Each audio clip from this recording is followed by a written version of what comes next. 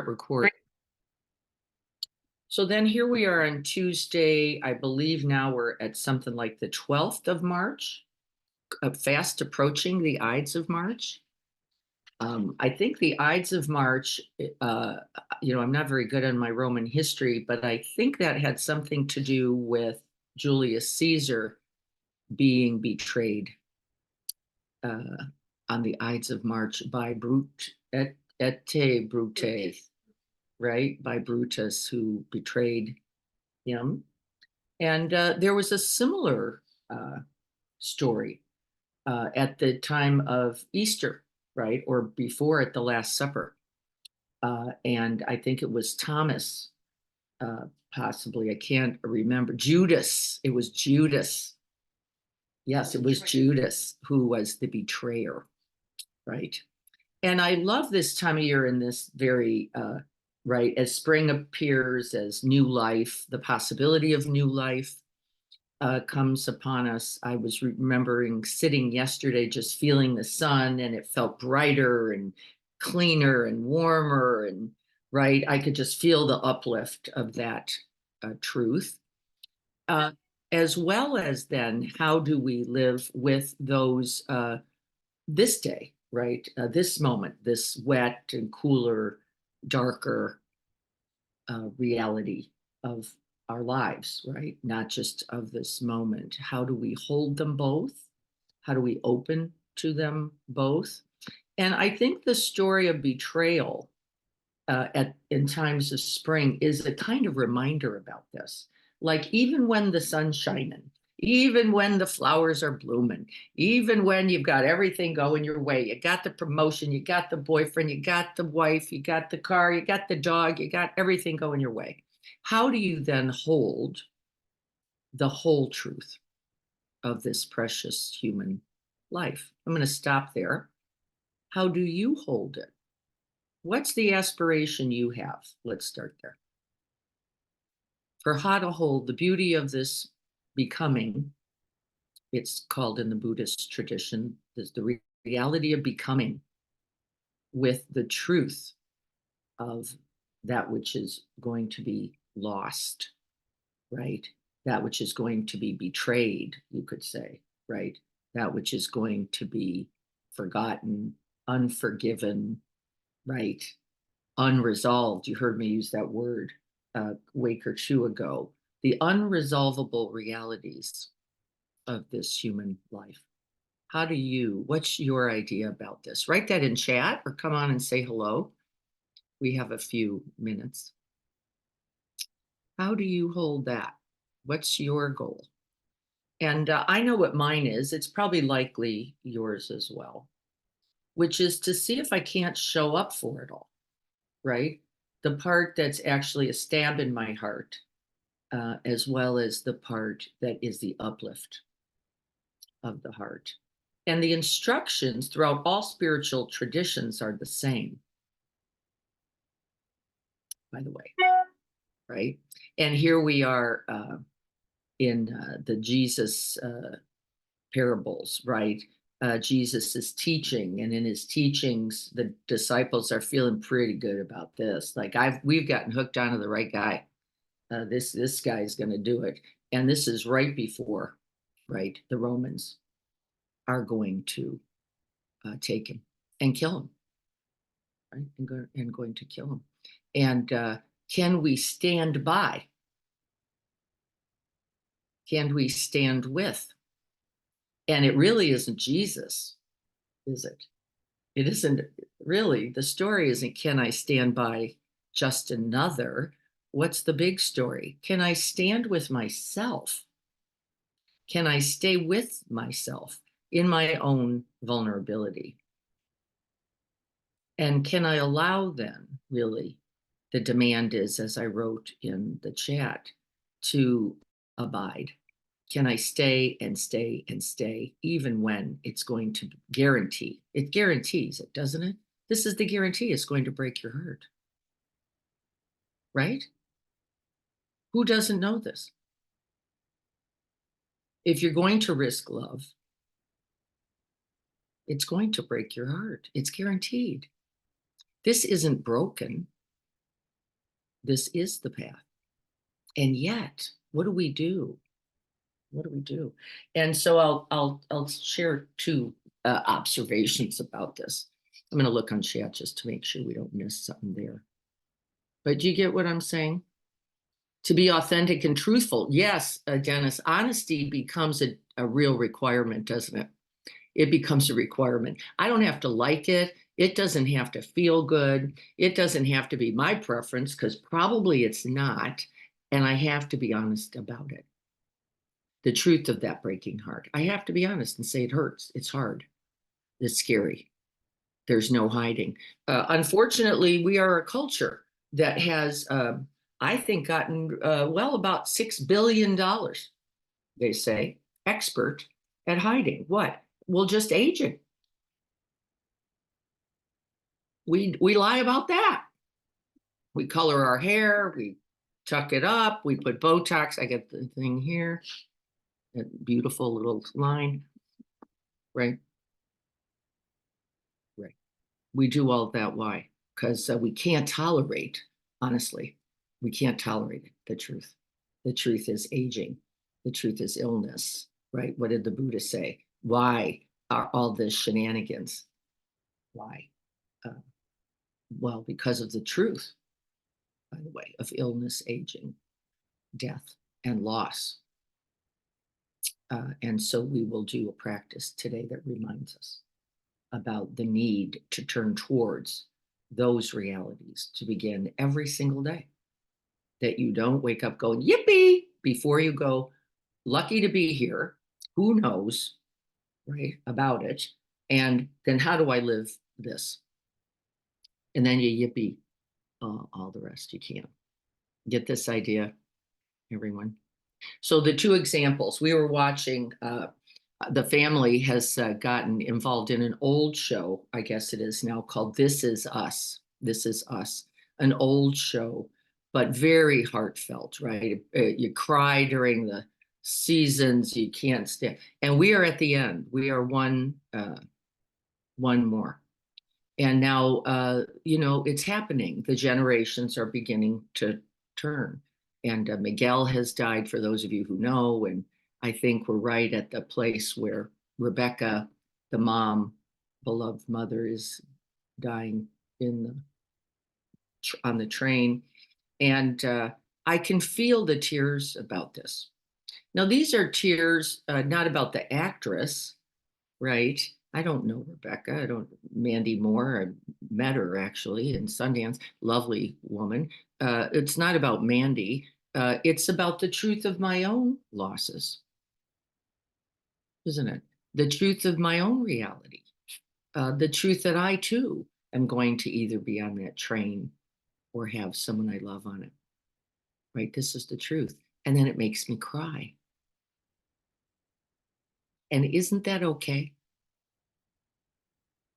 And then really, would we have it any other way? What would it mean? Really, to go, no big deal. What would it mean about us? And then I'm going to say something else. So we were in a meeting yesterday and somebody was talking about a change in their own family. And I'm not going to say who, and about a scary moment for one of their children. And one of the things that was said, and we say it all the time, is I'm sorry. In the middle of the tearing of that, I'm sorry. And I thought, for what? For love? Now we're sorry for love. And we've got to stop apologizing, I think, don't we? All stop it. Because what you just said is it's not okay to let your heart break, which means then you've got to go dead or numb, don't you? Now it's a requirement. If really we're apologizing for our hearts, now we have to hide them. And I'd rather we not, as a group, agree to that. Wouldn't you? I'd rather we not agree to hide them. I'd rather we just cry. And wouldn't that be better for us all? Because then, a little bit like the spring rain, right? We are cleansing. something rather than needing to be stoic or get it together, or I don't know, these crazy ideas that we have. And the practice, by the way, is not going to support you feeling nothing. That's not actually the practice. The practice is to feel everything and let it have its way with you, essentially, including breaking your heart. And so there's a poem I will read as we sit in silence. We're going to stay in this inquiry. What is it you have not felt or have allowed yourself to feel? What have you hidden? What have you tucked in? What have you apologized for that was simply the human experience of being alive? And here's the poem. It's in week 7 of our mindfulness course, and it's called There Is Brokenness by Rashani.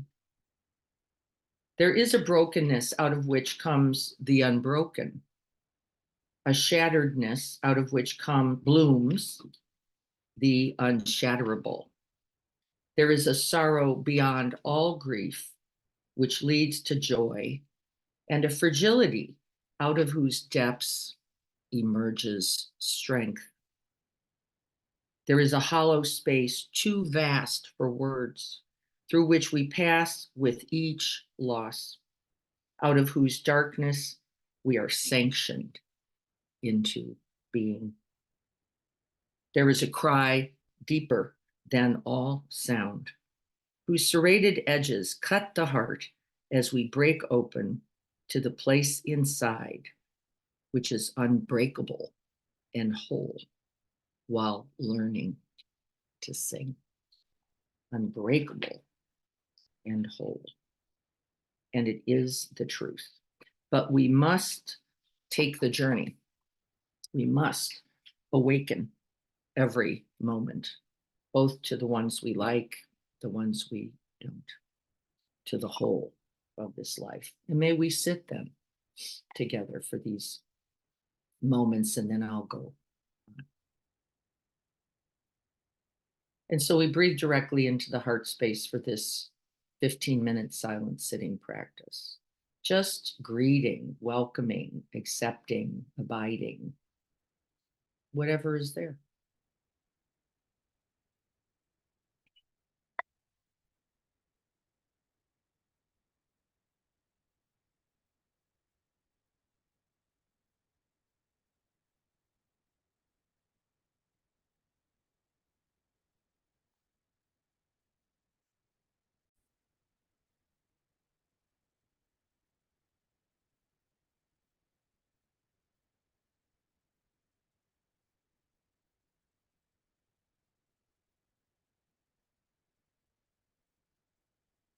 Breathing in and out of this human heart.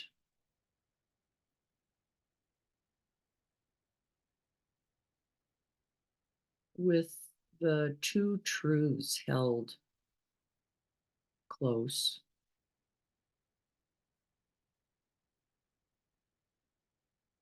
The tenderness of this heart and its capacity to break. And I'm not sure that's probably the right word.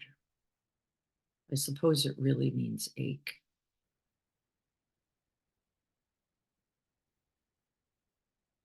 Because along with the truth of this precious human life and the reality that none of us gets to keep it is the second truth, the truth of the unshatterability, the unbreakability, the wholeness, the oneness, the unity of it all.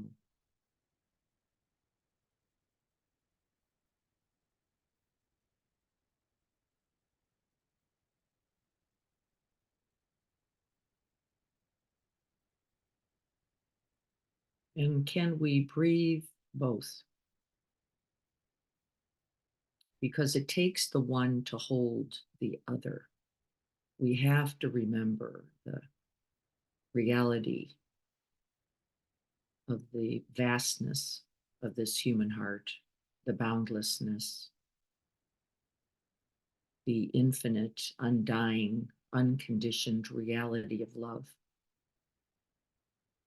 to hold ourselves in the tender, hard, heartbreaking moments.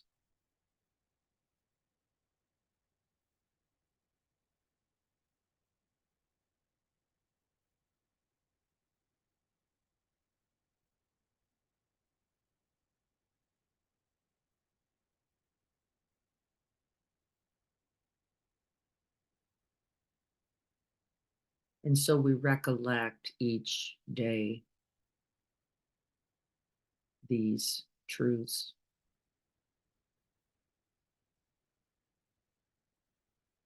This body, my body, is of the nature to age. I cannot avoid or escape the realities of aging.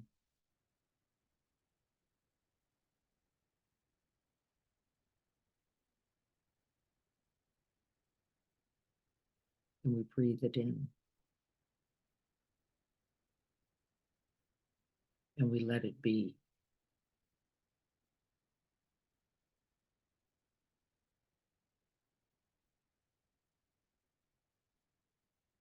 And we abide this essential truth.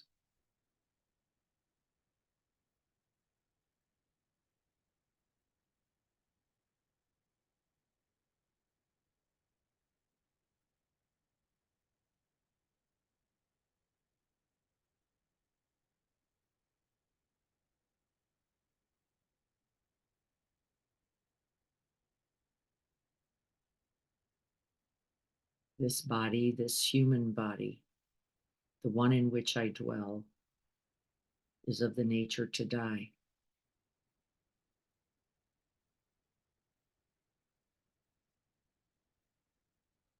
It is of the nature to become ill.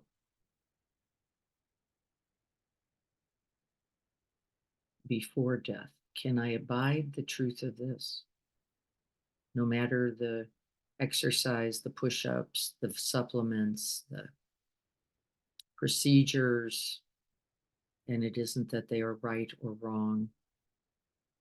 I cannot avoid the realities of illness. It is of the nature of this human life and cannot be escaped. Can I breathe in and stay close to the truth of illness?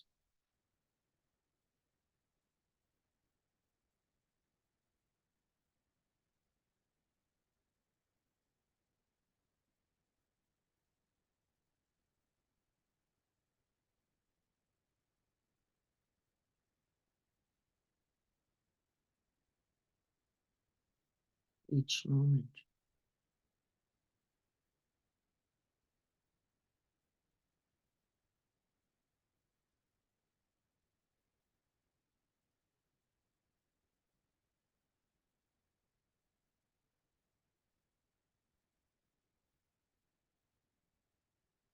This body, my body, is of the nature to die, is dying this very moment.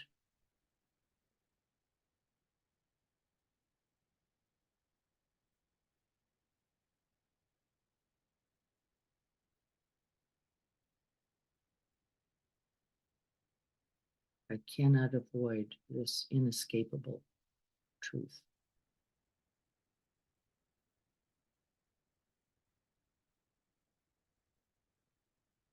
And so I breathe with the truth of dying each breath.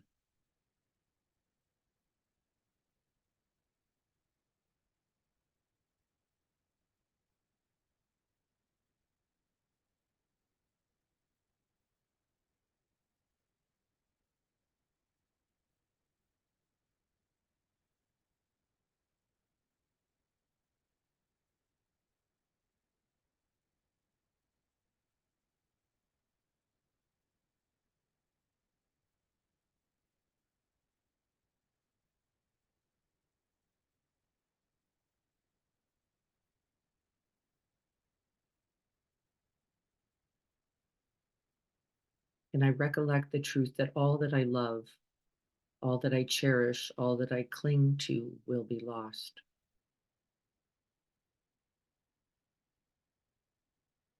All my accomplishments, all my successes, all my accumulations, all my relationships.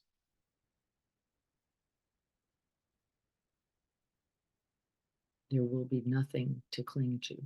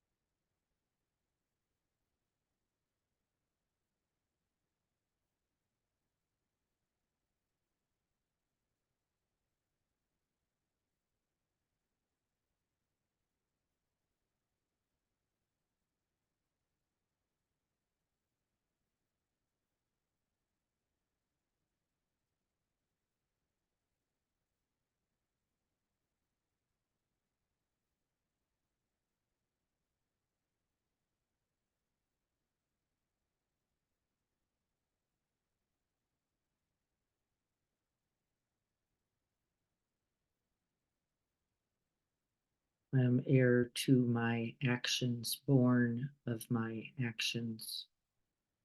My thoughts, words, and deeds, and their intent are all that I stand upon. They are the ground in which I will live and die.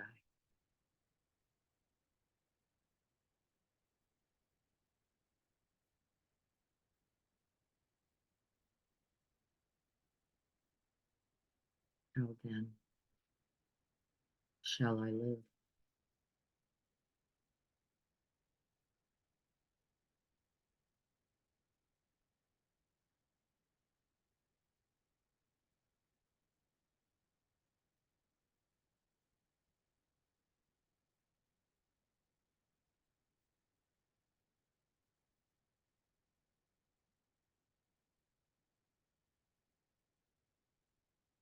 And as we recollect these truths each day, we become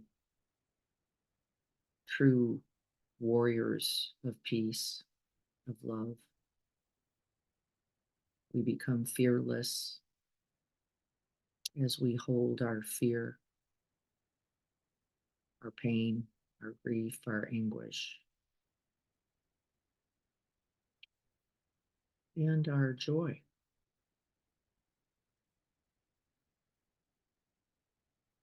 We breathe them in completely.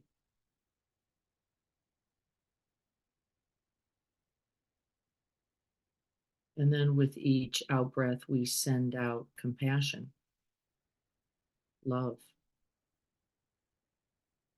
the deep connectedness of being human.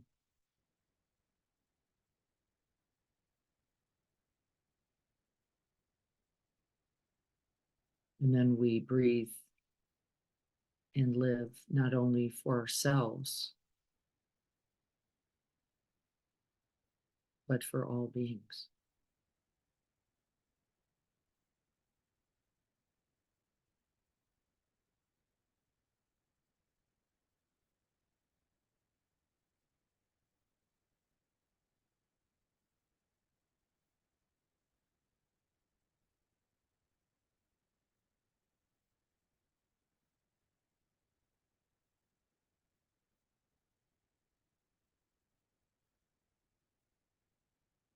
And feel the truth of the tenderness and that which holds it.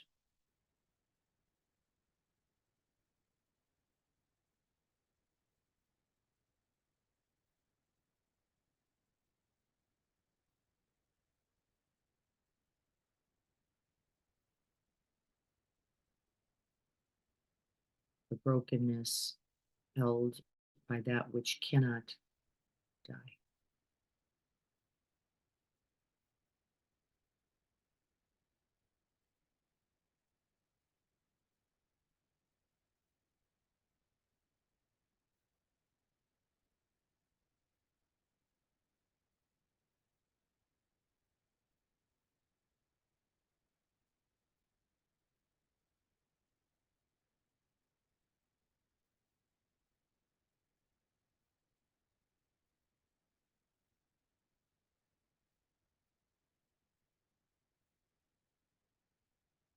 And may we recollect this each day then to live a life that is now infused with compassion, love, and wisdom.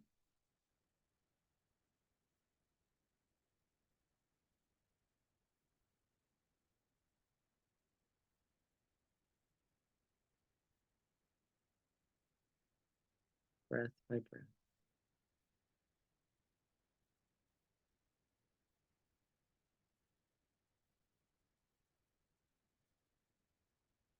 And may this practice this very day contribute to the end of suffering, the end of confusion, ignorance, aggression, and delusion, and lead to the end of suffering for all beings.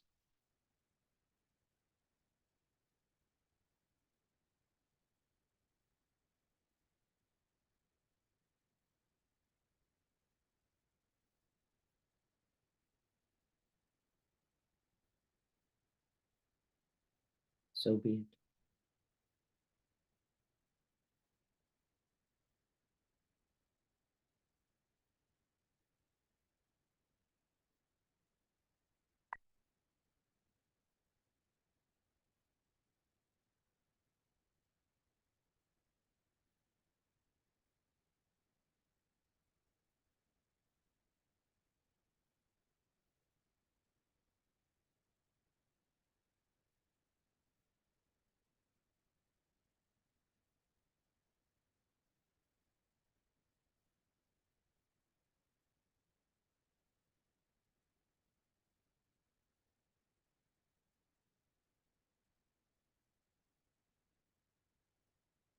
How easy we can remember and how easy we can forget, which is why we recollect the truths that are most relevant each day.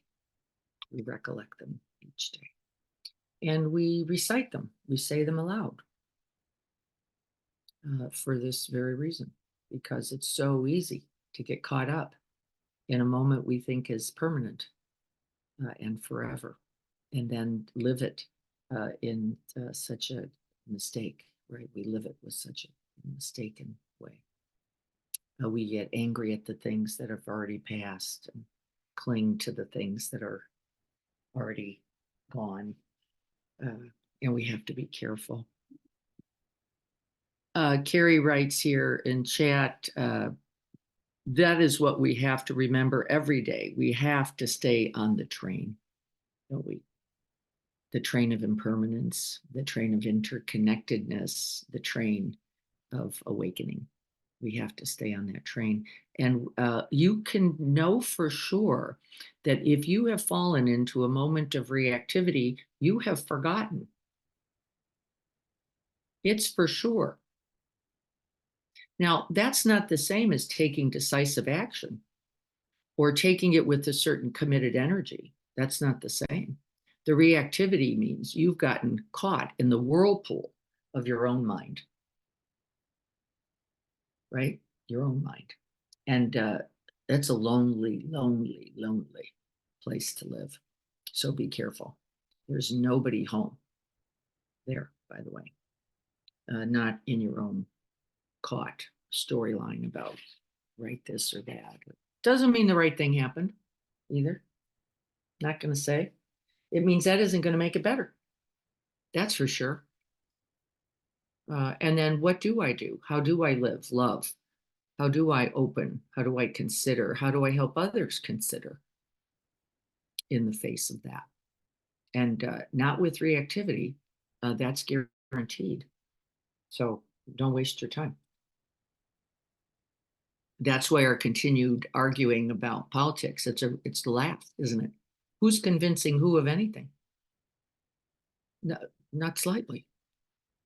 Not slightly, right? And we are caught there too, aren't we? We're caught in the polarities, and we think that's all the options are. And it's, of course, not true, is it? It's not true in our life. It's not true in our politic. It's just not true. And it's so easy because we have a binary world view to get trapped, which is there's only this or that. It's not true. So let's be watchful of that. Then Victor says, decided to watch 20 Days in Maripol. Oh, yeah, wow. After the Oscars, I'm getting my courage for that. Pull my head out of the sand despite contact with friends there. Yeah, it is a smash on the head. Yes, it is. The truth of suffering, the truth of aggression, the truth of hatred, right? The truth of its capacities when we are uh, asleep is always painful. It's all, well, how could it be otherwise? It's just excruciatingly painful. And Victor, I feel for you often watching people in the country. It's happening too many places too often, but it's happening here as well. We're at war here as well, aren't we?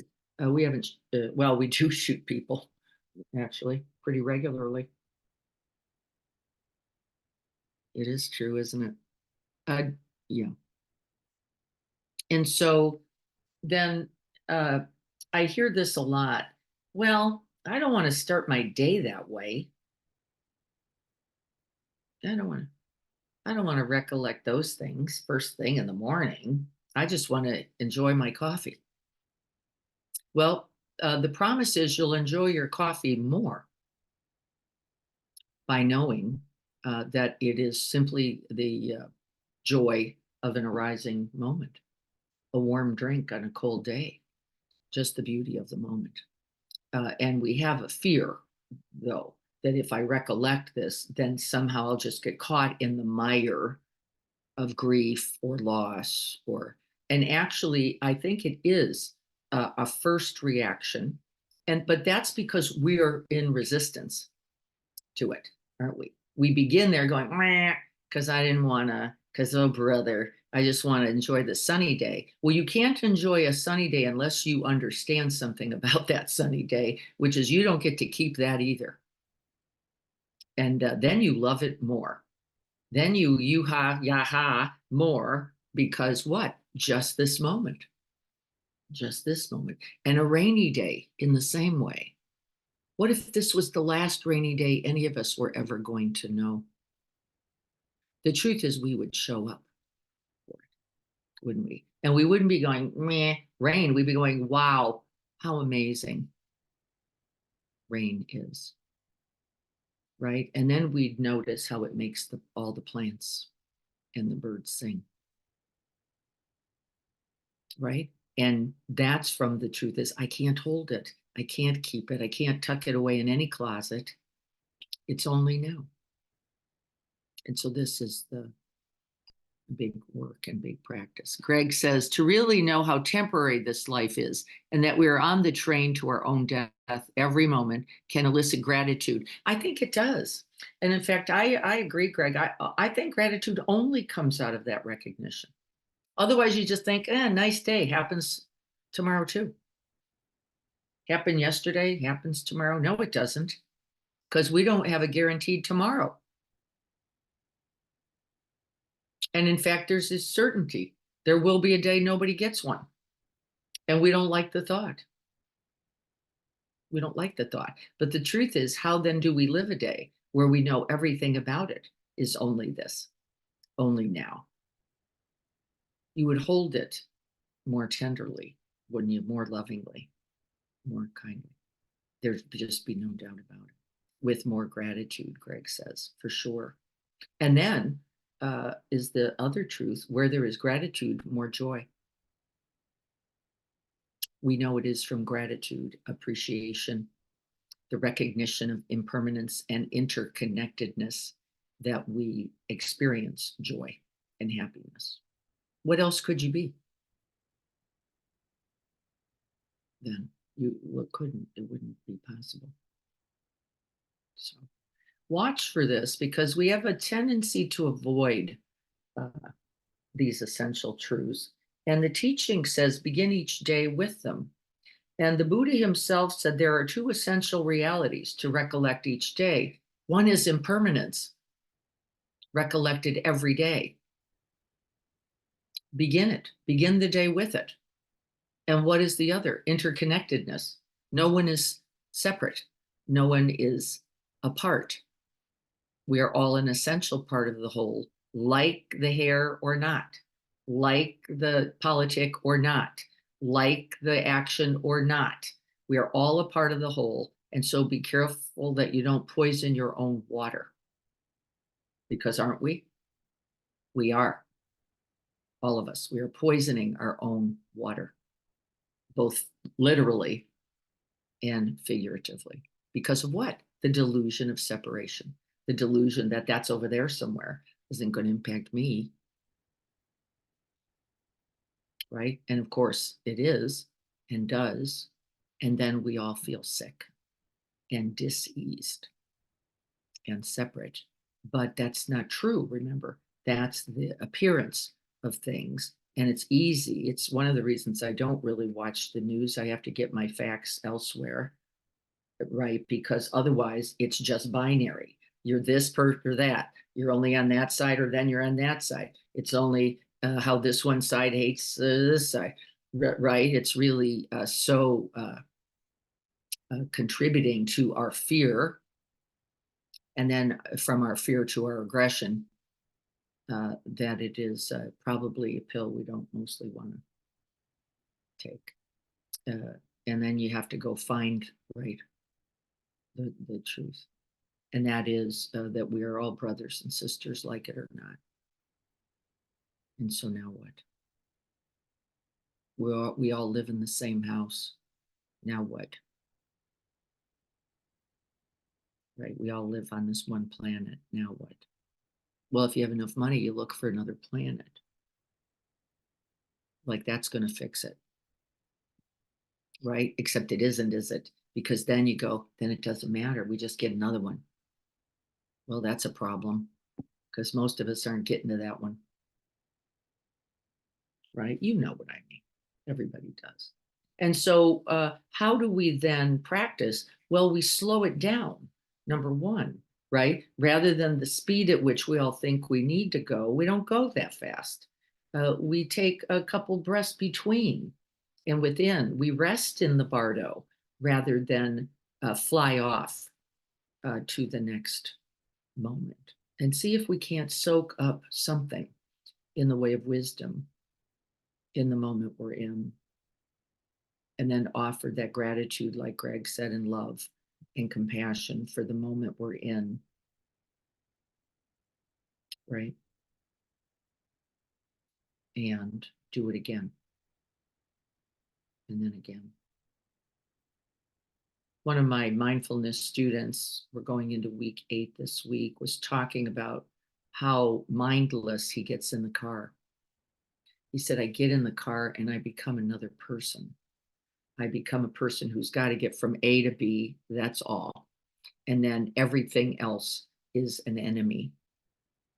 Every stop sign, every red light, every car is now only an obstacle to my getting from A to B. And he said it, and I become this horrible, horrible person. And I thought, wow, how beautiful that you just woke up to that. And his wife is in the class and she's just smiled like, oh, I thought that was just me thinking you were an idiot. That you know it, something about it, will be the beginning of the big change. And he said, I don't know if I'm going to stop yelling at other cars. I can at least write. And we actually came up with a tapping sequence on his steering wheel that before he would just flip out, he would do, right, what he's now calling the something like the tap of peace.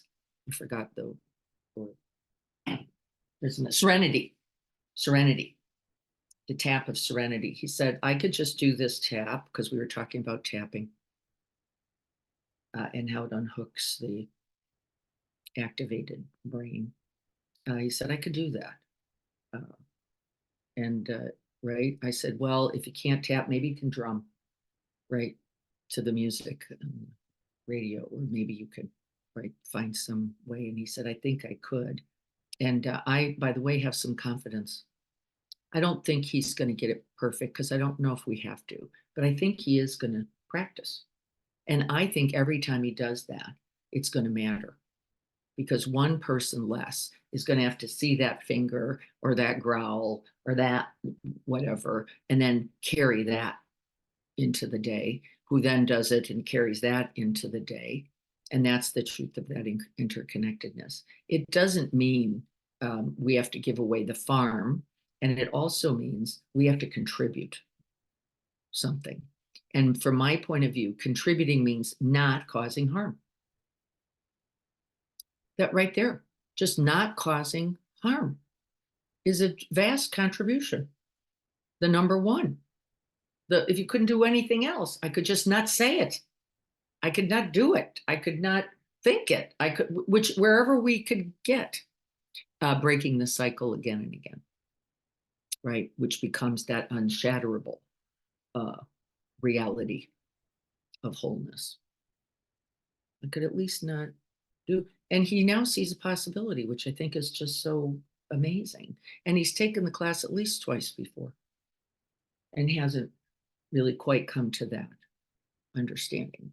Also, the understanding that that's an aggression against him, because then he feels sick to his stomach, then he feels aggravated, then he doesn't enjoy his lunch that he just took the 20 minutes to get to, right? And he doesn't enjoy his wife who's sitting across from him, right? He's starting to figure it out. That it isn't just me and it isn't just you, it's all of us in this together. And then, as my husband has been one to say, then you don't pee in your own pool, which cracks me up. That's an Alism. You try not to do harm just now. Any other statements? Let me just check in here before we go. Playing my hand drum is letting my sound off. Yeah, that's right. It's true. It's energy, isn't it? What a nice way to direct energy that's already maybe activated without causing harm by it. And really, the science says we're actually unhooking the affect center, the amygdala, because we have to pattern. And the patterned mind is not the reactive one. Isn't it true? Yeah, the patterned mind. And I believe that's the whole point behind EFT and all these tapping solutions. I don't think it's magical in any way. I think we've activated a whole other real mind. And it doesn't allow for that activated brainstemmed mind to run the show. It doesn't know pattern. It only knows affect. And the patterning, however complex or simple you make it or repetitive, I don't know if it matters. I don't think so. They say the repetitive one is a little easier to find. So maybe one you start with my little 12-year-old ballerina, that pattern did not work for her because she learned it so quickly. She could auto pattern it because she was so amazing in movement. So we had to come up with more complex, more difficult, right, patterns for her so she could stay present because she knew how to dance that whole nutcracker dead asleep. Dead asleep. That's how trained we can get. And we all know something about that, don't we? You can get so good at the shot that you're not even in it anymore. You're taking it. It's been taken, but really not home. And that's how athletes, by the way, can be really scary guys because they're great on the court and they're dangerous in Vegas. They're dangerous with their families.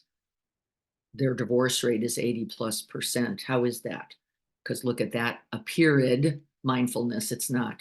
It's automated, right? So we've got to be careful that we don't automate, right?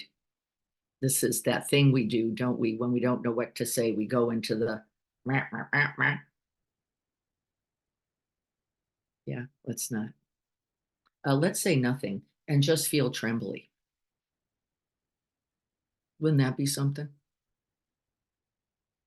Like I felt yesterday in that meeting when I could see the tears of a friend worried about her child, right? Nothing to say. Can I just be there with that?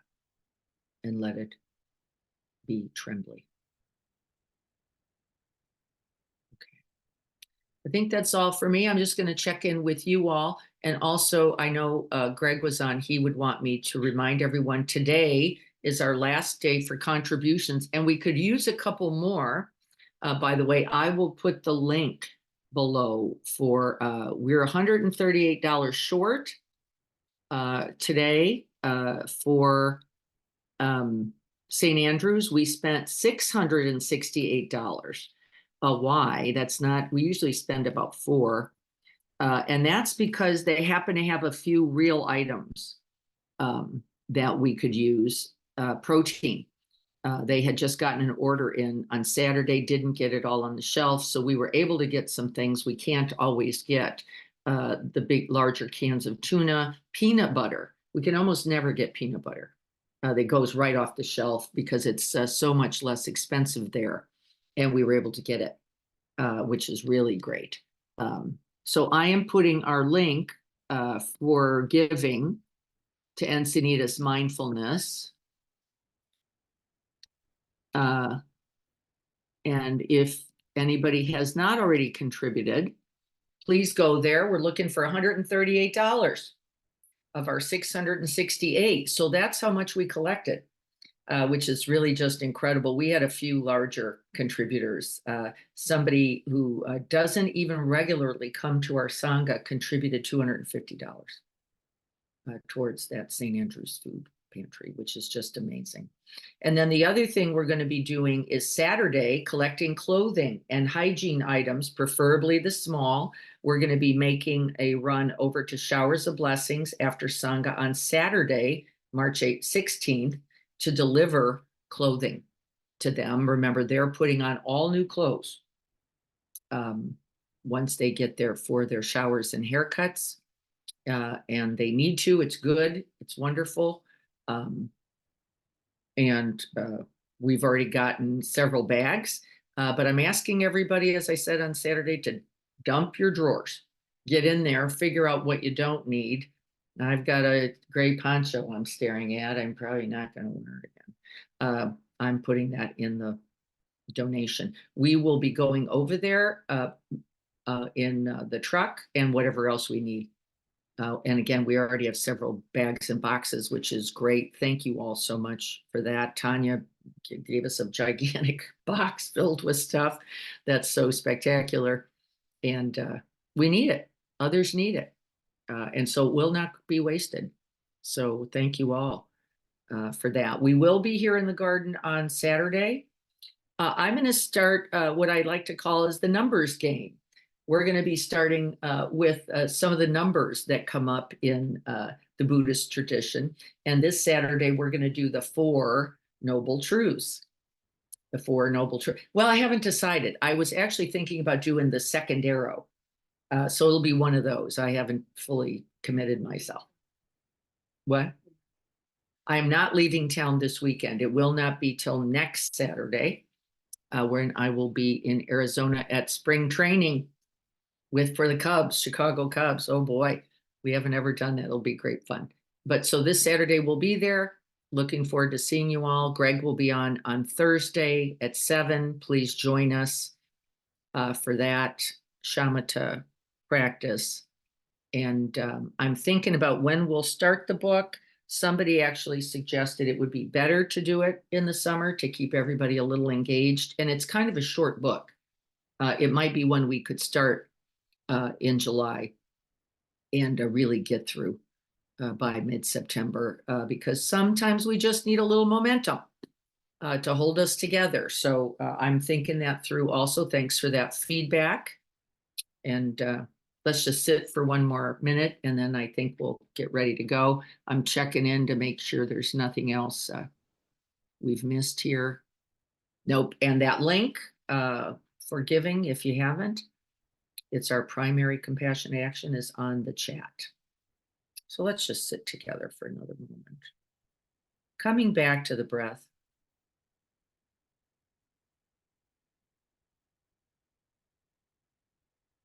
Waking back up.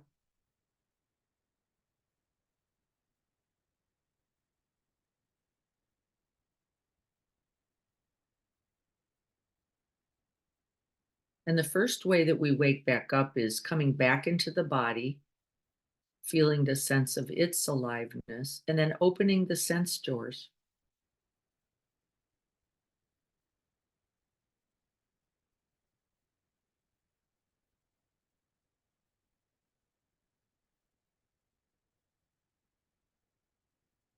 Opening to hearing,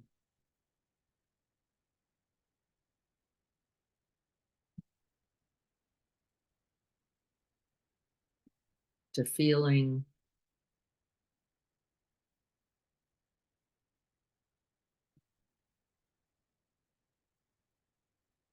to smelling, to tasting,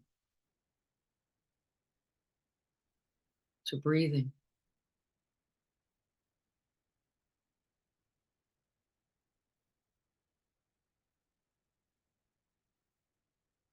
Remembering for one more breath the preciousness of this human life. May it be fully, wholly, lovingly lived.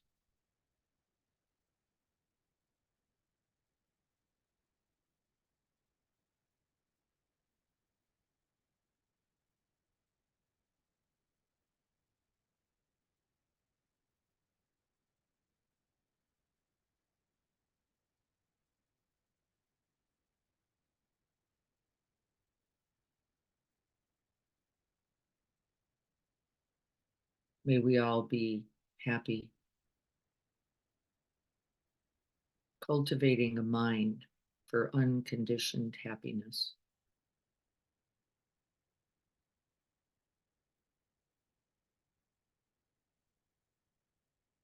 May we all be safe and well.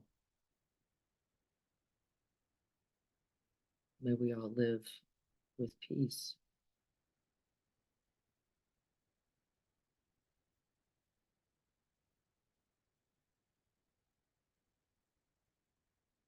May there be peace. And may it begin with you.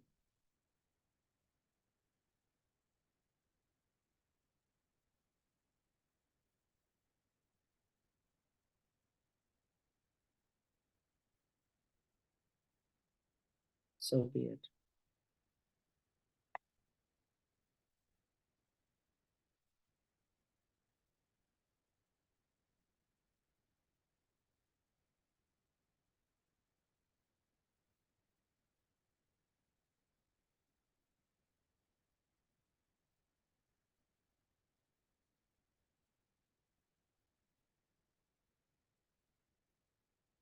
Thank you all so much. Thank you. Good to see you all this morning. Wonderful, Tanya. Thank you so much. We look forward to all donations, all contributions. Uh, do what you can. Do what you can. We're collecting those clothes still, so get in those drawers, take a look. I would appreciate that.